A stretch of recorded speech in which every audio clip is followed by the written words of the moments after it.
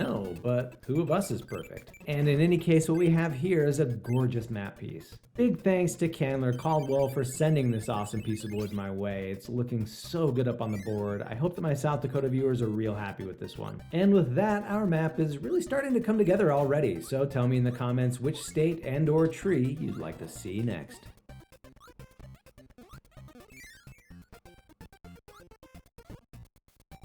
It's time to add another piece to our map, and this time I've got wood from a tree that locals from this state have been wanting me to cover for well over a year. Next, it's the Great Commonwealth of Kentucky, which I'm making out of a piece of wood from the Kentucky coffee tree, Gymnocladus dioicus. A medium-sized, fast-ish growing tree that reaches up to around 60 to 70 feet tall. It has some interesting history with the state that shares its name. If you caught the Kentucky episode of the official state tree map series, you might recall a saga in which the official state tree for Kentucky went from the tulip tree to the Kentucky coffee tree and ultimately back to the tulip tree again. Check out the Kentucky portion on the official state tree map compilation video for more on that whole thing, but the broad consensus in the comments when the original video was published on TikTok was that settling on the tulip tree was a disappointment since it's also the state tree for Indiana and Tennessee. As a result, viewers from Kentucky have been asking me for a long time to make their state out of this tree. And I'm really excited to finally be doing just that because the Kentucky coffee tree is really interesting. It's considered to be what's known as an evolutionary anachronism. That means that the method of reproduction that this tree uses doesn't really make any sense today. Its seed pods are far too thick and leathery for any animals within North America to chew through, and they're also far too heavy for wind or water dispersal, which raises the question, what's the evolutionary purpose of pods like these? The prevailing theory is that it was the ancient megafauna of North America that fed on these pods. While chewing on those pods, their giant teeth would crack and nick the seeds and aid in germination and spreading the population of the tree. It was able to continue to reproduce after these animals' extinction, primarily in wetlands, where these seed pods could rot away and allow germination without the assistance of massive herbivores. Now, you might be wondering, why is this tree called the coffee tree and not, I don't know, the mastodon snacking seed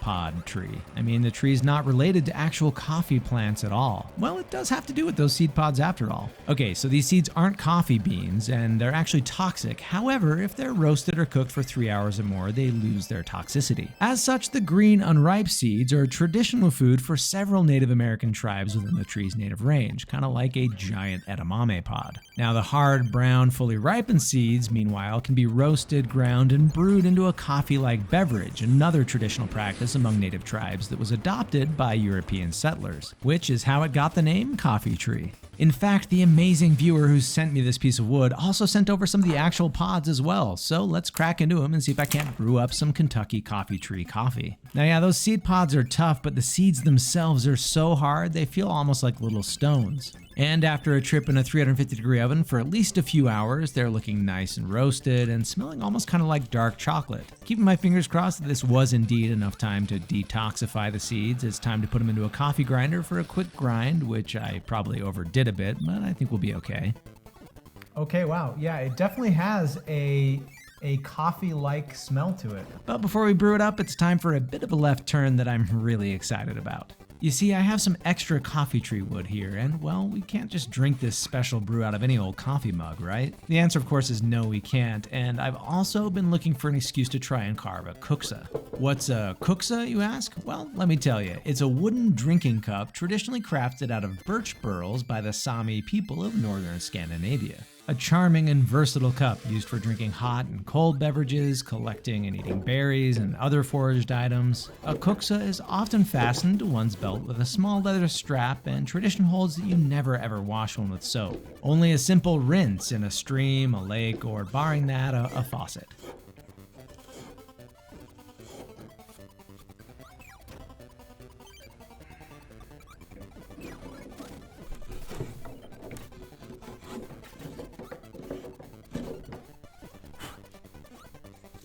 Now that the bowl is all carved out, it's time to take it over to the bandsaw to do some rough shaping.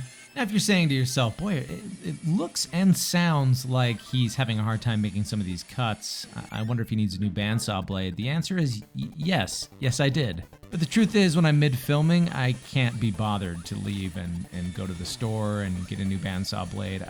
I don't know what to tell you. As always on this channel, do as I say, not as I do. If your cuts are looking this rough, go get a new bandsaw blade. You'll be happy you did. But hey, all's well that ends well. We've got ourselves a nice drinkable shape here. So let's head on over to the drill press to make a finger hole.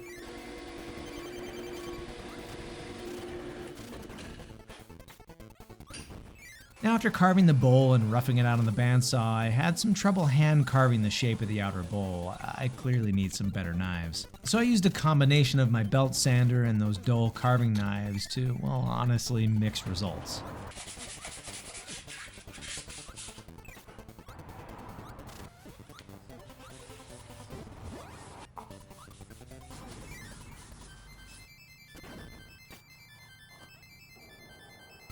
This was never going to be a great traditional kuksa. I mean, it's not birch burl for one. I mean, it looks functional enough, and the wood is certainly pretty. We've even got a hint of some chatoyancy. But I felt like I should probably run this past an expert before using it, and the closest I could find was actually my dad. He's not Finnish, but he lived there for a while, and as you're about to see, the culture, it rubbed off on him a bit in some interesting ways. Kiva kuksaa. Toivottavasti suomalaiset pitävät siitä. Hyvä keittoa. I think that meant we're okay. So let's brew up the ground Kentucky coffee tree beans in a French press. Give it a nice stir. And pour it on into our brand new kuksa.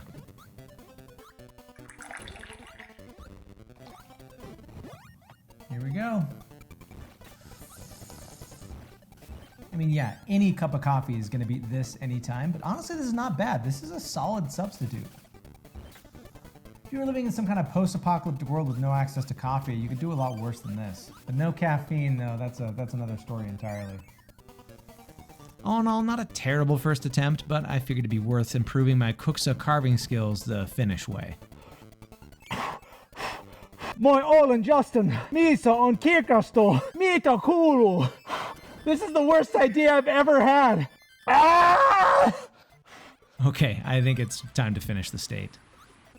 Kentucky coffee tree wood is really pretty. It's not widely used, but when it is, it makes for nice furniture, cabinets, and handcrafted items like map pieces. So let's get this up on the board, and I'm really excited because this larger scale means that this time we get to include the Kentucky bend. That's just a lot of fun. And this is looking excellent up on the board, bordering so nicely with Indiana and Missouri. Let me know in the comments if you've ever tried Kentucky coffee tree coffee, and as always, tell me what state and or tree you'd like to see on this map next.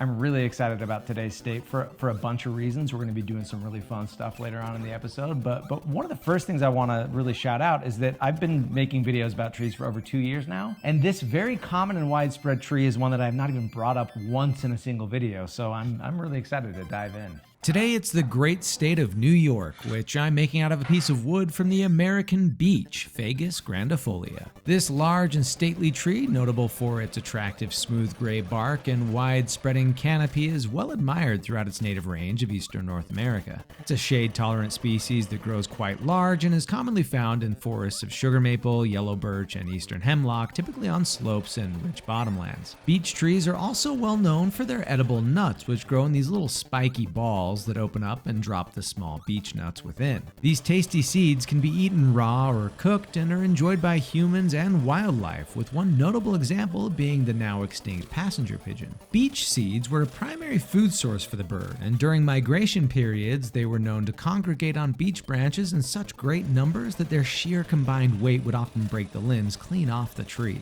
It's not just the tree's seeds that are edible to humans, though. Its young springtime leaves can be cooked and eaten, its inner bark can be dried and pounded into a flour, and was sometimes used as a viable food source for leaner times. The American beech experienced a great deal of deforestation once Europeans began to colonize the continent. The tree was associated with fertile soils and thus was often cleared out to make way for farmland. In fact, this loss of habitat was one of the factors that contributed to the aforementioned extinction of the passenger pigeon. As a landscaping or ornamental tree, the American beech is considered a beautiful provider of excellent shade, although they're so slow growing that planting one is considered a gift not for oneself, but for a future generation to enjoy. That said, if you encounter a beech tree within urban environments, it's far more likely to be the European beech, as it not only grows much faster, but is also more tolerant of pollution. In fact, a notable cultivar of the European beech in New York was the weeping beech tree in Flushing, Queens. It was planted in 1847 as the first weeping beech in the country, and was one of 2 trees in New York City to eventually be designated a living landmark. It died in 1998, but it's believed that every weeping beech in the United States is one of its descendants. Last but not least, the American beech is also used for its wood. It's highly versatile and a pretty cost-effective alternative to something like hard maple. It's used in everything from furniture to flooring, crates and pallets, cabinetry, small handmade items, and a whole lot more. Speaking of the wood, I had some of it left over and was trying to think of something interesting I could make with it for this episode. And since it's New York we're making, I thought it might be finally time to try to make something that's been on my list forever. Namely, some bagel boards. More on what they actually do in a bit, but the goal here is to simply cut 4 equal sized planks to about 3.5 inches wide. The length of your board is going to depend on the width of your baking stone. You want the board to be about a 1/2 inch longer than your stone is wide. My stone is 20 inches long by 13.5 inches wide, so the boards will be 14 inches long. Basically, you just want your boards to overhang the stone by a little bit when you put them into the oven.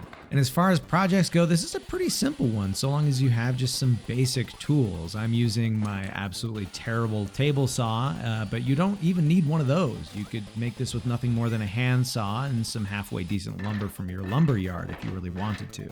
Now that the planks are cut and sanded, we'll leave them unfinished, and it's time to get some burlap. You want something high quality with a nice tight weave and food grade, meaning no harsh chemical finish on it. I had a hard time confirming that without buying like gigantic rolls of the stuff from specialty online shops, so I just washed and then boiled mine, and I'm gonna hope for the best. Good soup.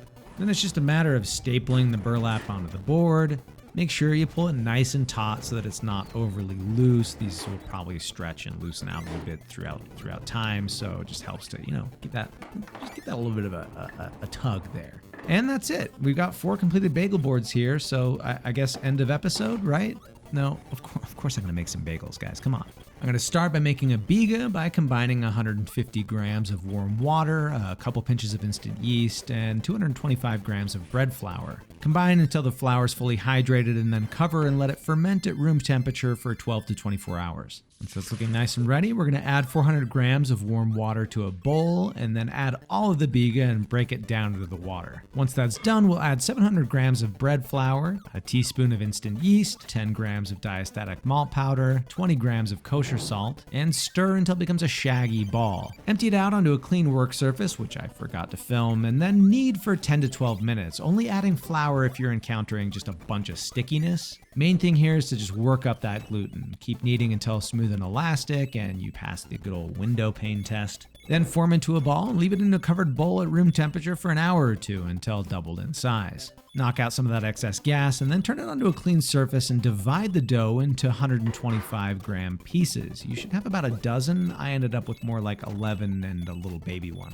Now we've got a very satisfying step in which we pre-shape them into balls by pinching one end into kind of like a teardrop shape and plopping them seam side down. Then with a loose grip, roll them around on the surface until you get a tight little ball. Cover with a damp towel and just let them rest for about 5 minutes, and then it's time to make bagel shapes. The traditional method is to roll them into a short rope, tapering the ends, and then wrapping around your hand and pinching those ends together. Then just kind of roll it around your hand and fusing it into a bagel shape.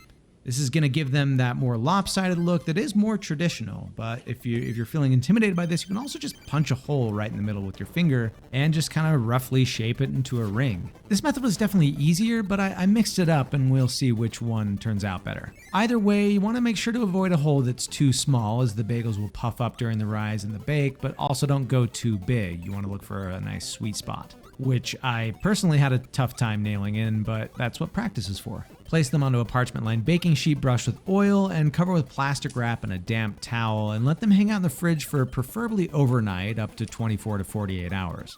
2 hours before you're ready to bake, you're going to want to preheat your oven with the baking stone inside at 475 degrees. After that, pull a sheet out of the fridge and see if your bagels are ready by performing a quick float test. If they sink, then just let them hang out and rise up a bit more, or keep testing until they float. All right, we passed the float test with flying colors, which means these babies are ready to boil. That also means I'm about to enter pure chaos mode. I've got my bagel boards here. We're gonna get these nice and wet. We've got our 475-degree oven with our baking stone in there, all ready to go. It's been preheating for over an hour. We've got a pot of water on, coming up to boil right now. Got my topping station ready to go. Gonna boil these over there, bring them back, add the toppings, put them on our wet bagel boards, throw them in the oven, and hopefully, we're gonna have some perfect bagels. So let's not waste any more time. I am very nervous, but let's get to it. All right, we've got our large Dutch oven filled halfway with boiling water, and now we're gonna add about a quarter cup of malt syrup. You can really just eyeball this. You're aiming for a coloring similar to a very strong iced tea. Add a teaspoon of baking soda, skim off some of that excess foam, and once you get to a nice rolling boil, it's time to add our bagels. Cook for 30 seconds on each side before removing them, and this is where my applewood spider comes in handy. I carved this from my apple cider donut YouTube shorts, so donuts, bagels, fishing rings out of pots. It's still doing the job. Now here comes another fun step. We get to add our toppings, which is as simple as just dipping the kind of rounded side down into our little stations here. Then just place them topping side down onto our wet bagel boards. Oh, and it's the tiny little baby one from just the little bit of dough I had at the end. The bagel boards go directly onto the baking stone for 3 to 4 minutes, and then it's time for a quick flip. And then after another 15 to 20 minutes, they should be a nice, deep, gorgeous golden brown. And there we have them, homemade bagels ready to knock your socks clean off. I mean, just look and listen to this. So I actually really prefer the way the traditional shaped bagels turned out. They puffed up a bit more, they've just got a nice rounder shape. The ones where I just punched a hole right in the middle just turned out a bit flatter, a lot wider. A lot of that's probably my fault, but ultimately I really think that the traditional shaping is the way to go. It feels a little bit more difficult, but I got the hang of it toward the end. Bagels are meant to be eaten same day, so I'm gonna take all the extras, freeze them, and then you can just pop them out, defrost them, and then give them a little toast and enjoy them for later. The mini bagel turned out great. I'm just gonna bite into it. That is a certified snack, but my favorite way to eat a bagel is a breakfast bagel, so let's go get some eggs.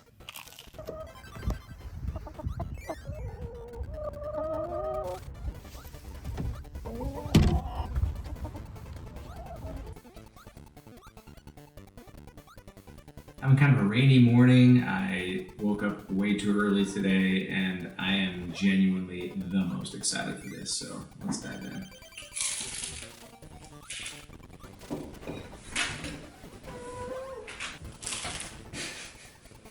This sandwich changed my life. Hey, Sal. This is mine. Sal? Now, do you need bagel boards to make bagels at home? Absolutely not. You can make them on a baking sheet, you can make them on a pizza stone, you can make them however which way you want. But did these bagel boards make this the best breakfast sandwich I've had in my entire life? Who's to say? I don't know, maybe. You certainly can't disprove that they didn't. And now all we have left to do is get our finished New York up onto the board, and I really like this piece. I mean, New York has a great shape to it. We've got a little bit of spalting on there, which always makes me happy. This piece, those bagel boards, and especially those bagels, are a really great way to honor the American beach. I hope to be talking about this tree again sometime soon, but for now, tell me which state and or tree you want to see on this map next. This is a good tree, this next tree on our map. It's got awesome bark, it has a ton of uses, and cool wood. Let's just get started. Yep, this tree is one where you can use it to make a flavorful syrup from its bark. It grows tasty, edible nuts that are tough to crack but delicious. And its wood is going to be some of the hardest and most versatile on the entire map. Today we'll be making the great state of Illinois out of a piece of wood from the shagbark hickory, Caria ovata. This is an episode I'm really looking forward to. On the official state tree map, Illinois was a map piece I always really liked in the end. It looked nice, but the white oak is the state tree for 3 states. So I love when this project gives us an opportunity to give a map piece something new and unique. And the shagbark hickory is nothing if not unique. As you might have surmised, this large tree gets its name from its iconic bark, which for lack of a better term grows in these shaggy looking plates. Shagadelic.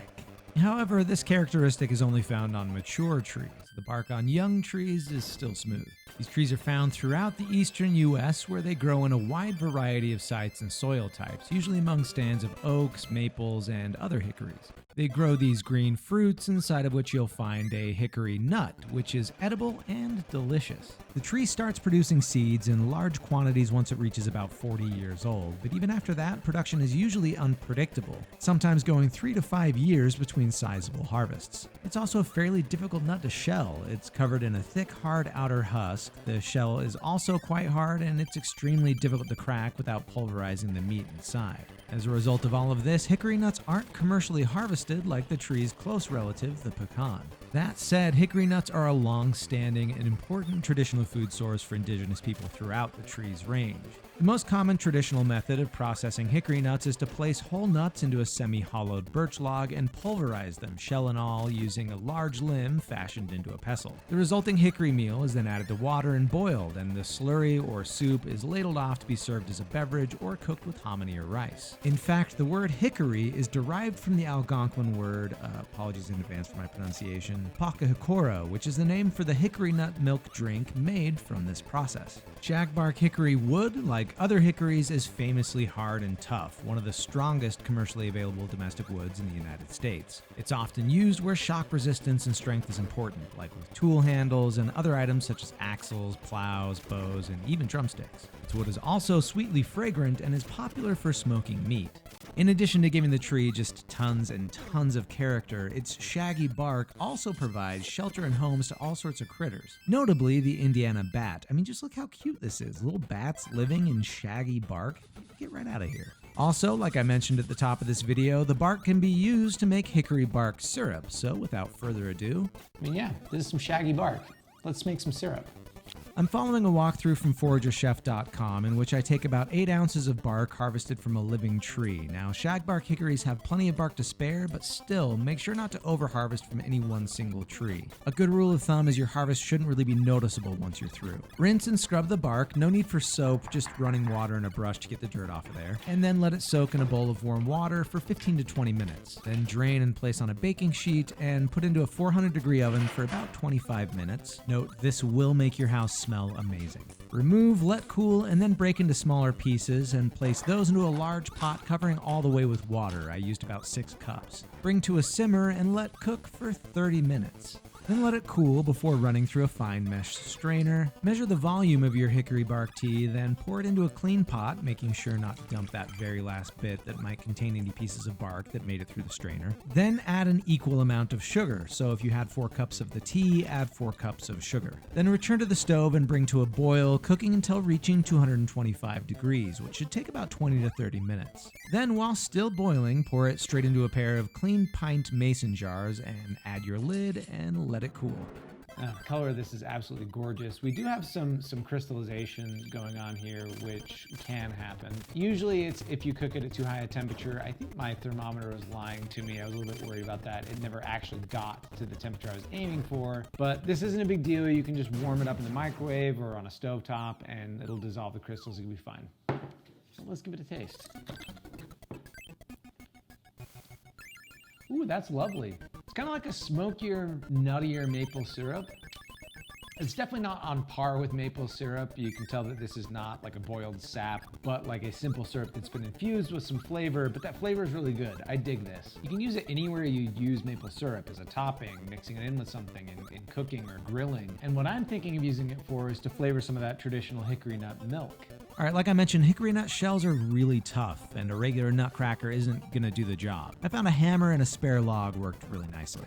All right, once again, I'm turning to foragerchef.com, which has a really nice walkthrough of this whole process. I'm starting with about 8 ounces of hickory nuts, cracking them open first to make sure they're not rotten or rancid. You want the nut meat to look nice and white. If it's yellow, discolored, or of course black or looking moldy at all, just throw those away and keep cracking until you've gotten through the whole batch. Once they're all cracked and inspected, this is where you traditionally use that giant mortar and pestle, which is called a boudin or boudin. I was not able to find a pronunciation guide online. But if I had a good-sized birch log and the time and tools to hollow it out with hot coals, which is the traditional method to do so, then I'd love to try that. And maybe we'll get to in a future video, but for most of you at home, the easiest way to process the cracked nuts is by simply adding them to a high-speed blender and blending until most of it is processed into a fine mealy powder. Combine that with a liter of water and bring to a simmer. Skim off that first thick layer of foam as it often traps bits of shell and save it for use later on. Then just let it simmer for about 15 minutes. Then turn off the heat and you'll see the shell particles start to sink while the nut meat floats to the surface. Then just go ahead and ladle all that liquid, nut meat and all, into a jar until most of the liquid is gone.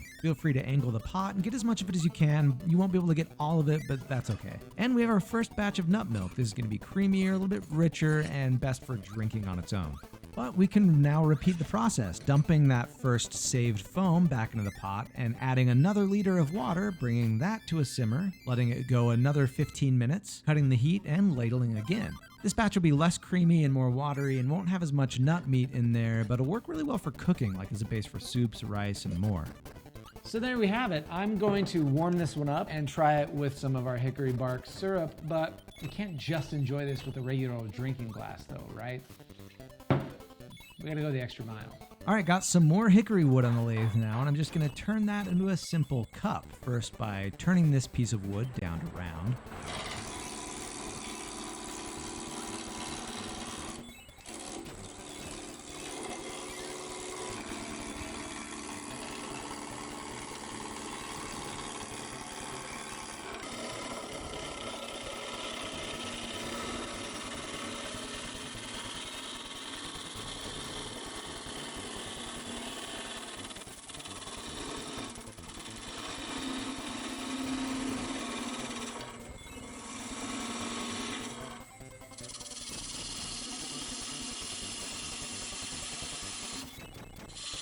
After adding a foot or a tenon to one end, we can then flip it around and mount it onto this thing called the chuck, which are these jaws that'll hold it into place for us.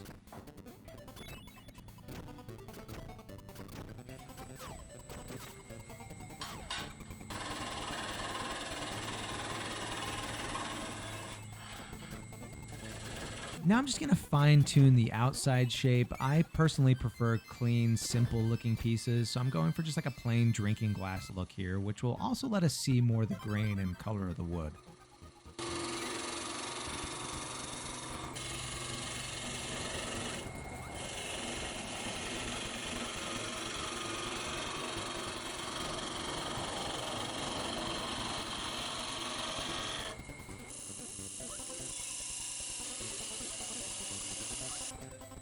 Now it's time to hollow out the inside. I'm first going to use this Forstner drill bit. Ideally, I'd use one that's even larger than this, but this is just the biggest one I have on hand. So I'm going to have to carve both a little bit deeper into this piece since it's a bit shallow, as well as carving away a little more of the inside wall.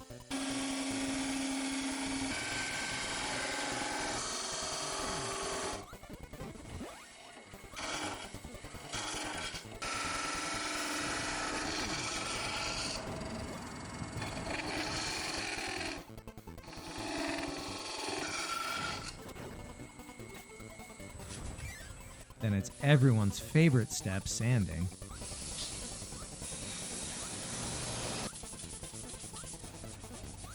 Finish with a food-safe oil and wax. I'm using Walrus Oil's cutting board oil and cutting board wax.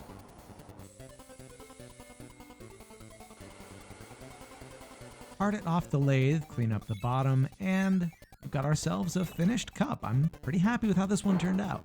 So let's take our hickory wood cup, add our hickory nut milk, and sweeten with some hickory bark syrup. Overkill? Probably, but hey, that's just what we do here. Oh, that's delightful. I actually really like the chunky hickory nutness to it. The hickory syrup obviously goes along with it perfectly. 5 stars. Okay, lest we forget, we still have a state to finish and get up onto the board. This is a cool piece of wood. I love that there's a small stripe of some really light sapwood. We've got some fun color variation in the heartwood as well. A fun map piece for a really great tree. One of my new favorites. Tell me in the comments if you've ever tried hickory bark syrup or hickory nut milk. And of course, let me know what state and or tree you'd like to see up on the map next. This is a cactus skeleton. No, for real, this was once inside of a giant cactus, and it's gonna be the next piece on our map. Their bones are their money. Up next, it's the great state of Arizona, which I'm going to be making out of a piece of wood from the saguaro, Carnegie gigantea. I am, of course, really excited about this one. If you caught the official state tree map, Arizona was made out of a piece of wood from the Palo Verde tree, which was a really great choice for Arizona. So hey, congrats Arizona, it's 2 straight unique and interesting choices for you on these maps. Okay, the saguaro. This famous cactus grows to enormous tree-like heights, reaching as much as over 50 feet tall, and also has a relatively long lifespan for a cactus, often reaching 150 to 200 years. So why does it look like I'm working with wood and not, green cactus stuff? Well, like I mentioned in the beginning of this video, inside of a saguaro you'll find ribs or an internal skeleton of wood, which helps to support the massive size and weight of these giants. In the first stages of their life, a saguaro utilizes a nurse tree. Seedlings establish and grow next to Palo Verdes, ironwoods, mesquites, and other desert species. This helps protect them from extreme temperatures and being trampled on by animals, as well as accessing moisture in the soil. Once the cactus reaches maturity, the nurse tree often dies. And one of the biggest threats to the future of the saguaro today is climate change threatening these species of nurse trees, without which the cactus can't propagate and survive. A saguaro starts as a single column, and then after reaching 75 to 100 years old, they'll often grow their first branch or arm, a characteristic feature. They can continue to grow additional arms throughout their life, with some having over 50 of them, and one notable specimen growing 78, although some remain a single pillar their entire lives. They're designed to be able to suck up and store as much water as possible whenever rain falls. Their pleats allow them to accommodate huge influxes of water, expanding like an accordion, and a single plant can hold up to 200 gallons of water. That makes these things crazy heavy. They can weigh as much as 90 pounds for each foot of its main trunk, and a fully hydrated mature specimen can weigh anywhere from 3,200 to 4,800 pounds, which is why, of course, this woody skeleton is so important. A towering saguaro with its many arms strikes an iconic figure and has long been claimed in iconography across the American Southwest. But its native range is actually quite narrow, consisting of basically the Sonoran Desert in Arizona and Mexico, where it's a keystone species. Over 100 species of plants, reptiles, insects, and mammals utilize a part of it for either food or shelter. Their showy blossoms, which typically grow at the top of each stem, provide a lot of nectar and pollen. Their fruit and seeds are also a crucial food source in the desert. For the desert white-winged dove, for example, the fruit makes up 60% of their diet. They're also an important source of shelter, with many species of birds creating large holes and cavities in the upper limbs of the cactus to make nests. The saguaro is also a crucially important plant to the native people of its range. The Tana Odom, Pima, and Seri people all use every part of the plant. Using a tool constructed from saguaro ribs, the fruit is harvested in June and used to make a variety of products, particularly jams, syrups, and notably a ceremonial wine, which is used to celebrate the new year. The many seeds found inside the fruit can be ground into a flour or pressed for oils. Saguaro ribs are also heavily used in construction, especially for fence posts. Harming or vandalizing a saguaro, such as shooting them, a practice known as plugging, is illegal by state law in Arizona. And in an infamous incident in 1982, a man named David Grundom was killed while shooting at a saguaro with a shotgun when one of its arms, weighing 500 pounds, fell on top of him. A special permit is required to remove or destroy any saguaros when building houses or highways, though there are exceptions and general understandings to this. A private landowner whose property is under 10 acres may remove one if it's in a hazardous location or if it comes down in a storm. Perhaps the best place to explore these magnificent plants is Saguaro National Park, just outside of Tucson, Arizona, which was established in 1994 and consists of 92,000 acres of protected land. Since 1990, the number of saguaros in the park has nearly doubled, from an estimated 1.15 million to 2 million in 2020. So, you know where to go if you want to wave hello to a saguaro. Maybe even give it a metaphorical high five. Not an actual one. Don't try to high-five a saguaro. In fact, I'm hoping to get down there sometime myself here soon, and if I do, stay tuned. You can definitely expect some saguaro fruit syrup content from me then. This was a really fun episode for me, and what we have here is an awesome-looking piece of wood. I mean, all these holes, and I think I maybe even spot a little bit of cactus chatoyancy. Huge thanks to the amazing viewer who sent it my way. A truly unique and interesting addition to the map. It looks right at home up there. So let me know in the comments if you've ever had a chance to see a saguaro in person, and as always, let me know which state and or tree or other plant with a woody skeleton inside I should do next. In the nearly 2 years that I've been making all these different tree maps, there's been one tree in particular that a lot of you have been asking to see in pretty much every single video, and I've got good news. The wait is finally over. Sorry if this take is no good, but I've knocked on it like a dozen times, and it's really hard wood, and my knuckles hurt, so I'm done. Okay, bye. Up today, it's the great state of Oklahoma, which, as I mentioned earlier, I'm making out of a piece of wood from one of the most highly anticipated trees on any of the maps thus far. And that's par for the course for Oklahoma, as back on the map of official state trees, it was made out of a piece of wood from the eastern redbud, a really popular state tree that a lot of viewers were also eager to see. And for the Volume 2 map of 50 unique native trees for Oklahoma, it's the Osage orange, Maclura pomifera. This really is a fascinating and individualistic tree, and I can't wait to tell you more about it, starting with its native range, which is actually quite narrow. It's limited to the Red River drainage of Oklahoma, Texas, and Arkansas, as well as the Blackland Prairies and post oak savannas of the region. Now, you might be saying, but Justin, I'm from outside that area and I see these trees everywhere. And you probably do. That's because this tree has been an extremely popular landscaping tree since European colonizers arrived, and it's become planted and naturalized in all 48 contiguous states and parts of southeastern Canada. Now, that limited original native range has led some to hypothesize that the tree is an evolutionary anachronism,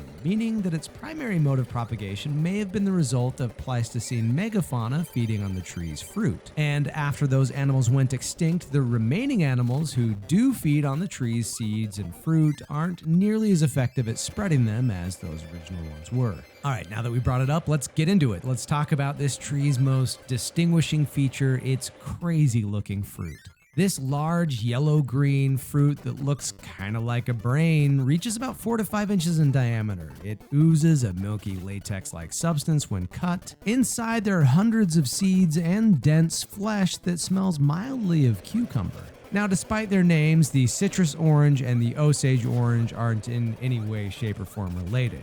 The Osage orange is not toxic, but it's also not palatable. It has this bitter and unpleasant taste that's often so bitter that it leaves the person eating it feeling just a little queasy. So you can eat one, but you're probably not going to have a great time. The seeds are edible, though, and can be toasted and eaten similar to a pumpkin or sunflower seed. The fruit also contains natural compounds that can repel insects, however, they occur at concentrations too low to make it really all that effective. This is a tree with a lot of different names, including mock orange, horse apple, monkey ball, monkey brains, and a little bit more frequently hedge apple or hedge tree. The hedge apple or hedge tree name comes from the practice of early farmers in plain states planting the tree as a natural hedge to keep livestock away from gardens and cornfields.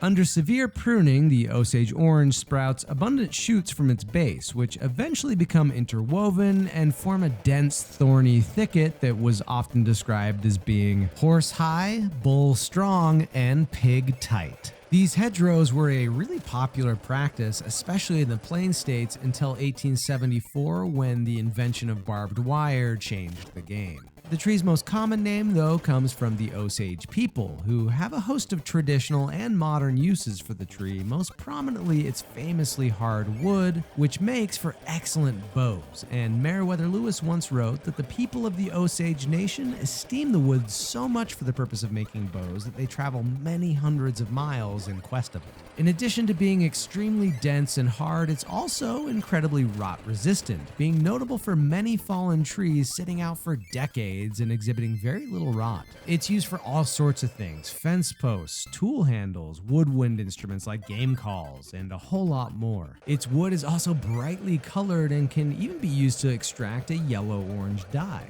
It's also a renowned firewood, burning long and incredibly hot, the hottest burning species of wood east of the Rocky Mountains. This extremely high heat and tendency to violently spit sparks from time to time, though, means that it's not recommended for indoor fireplaces or small campfires in the wild. It's really difficult to not be entranced by a species of tree that produces wood this strong and hard. It's twice as hard as some of the species of trees we tend to think of as really strong and hard, like white oak and hard maple. It's also easily leapfrogged the two dogwood states on the map of official state trees to become the second hardest species on any of the maps so far, though it still falls well short of the Cercocarpus nevada, which is still the champion. Still, of course, this is a really awesome final map piece. It's so smooth to the touch. This striking yellow-orange color looks awesome up on the board, and I can already tell it's only going to pop even more once we start adding additional pieces up there.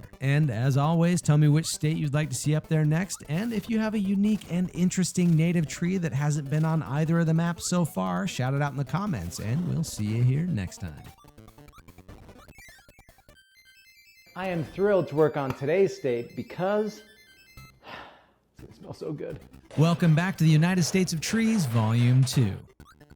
If you're new here, last year I had a series in which I made a map of the US out of wood from each state's official state tree. And since almost half of the states in the country copied their state tree from another one, I'm making a new map out of 50 totally different and unique trees to show you there's a lot more cool stuff in your neck of the woods than you realize. And up to date, it's the Great Commonwealth of Virginia, which on the official state tree map was made out of a piece of flowering dogwood, a state tree that was also shared by Missouri. This time, I'm making out of a piece of wood from a tree that's famous for packing an aromatic punch, the eastern red cedar, Juniperus virginiana. The most widespread conifer in eastern North America, the eastern red cedar ranges from a mere shrub-like bush in poor soil conditions all the way up to specimens of 90 feet tall with trunk diameters reaching nearly 70 inches. Other helpful identifiers include their scaly needle-like leaves, reddish-brown fibrous bark that peels off in narrow strips, and their berry-like cones, which you probably know as juniper berries. That's right, as a conifer, these are cones in the same way a pine or spruce cone is. Eastern red cedar cones are a dark purple blue, typically covered with a whitish waxy coat. They're about 1/8 to 1/4 inch long and grow in large clusters. Now, if you've caught every episode of this new map, you might recall that Washington was also made out of a piece of wood from a red cedar, namely the western red cedar, and well, here's where tree names can start to get confusing. Like the western red cedar and any other native North American cedar, it's not a true cedar at all. Those are all members of the Cedrus genus, which are part of the pine family and are native to the Mediterranean and Himalayan regions. Whereas all of our native cedars here in North America belong to the cypress family. To make matters even more confusing, the eastern red cedar is part of the juniper family and is more closely related to trees like the common juniper or the Rocky Mountain juniper.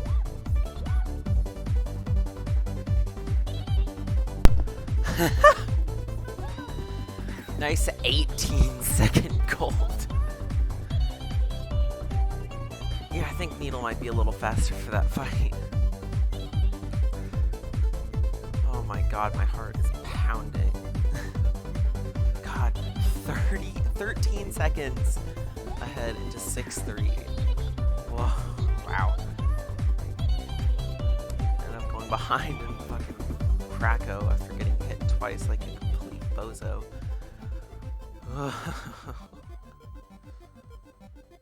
Wow. What a run.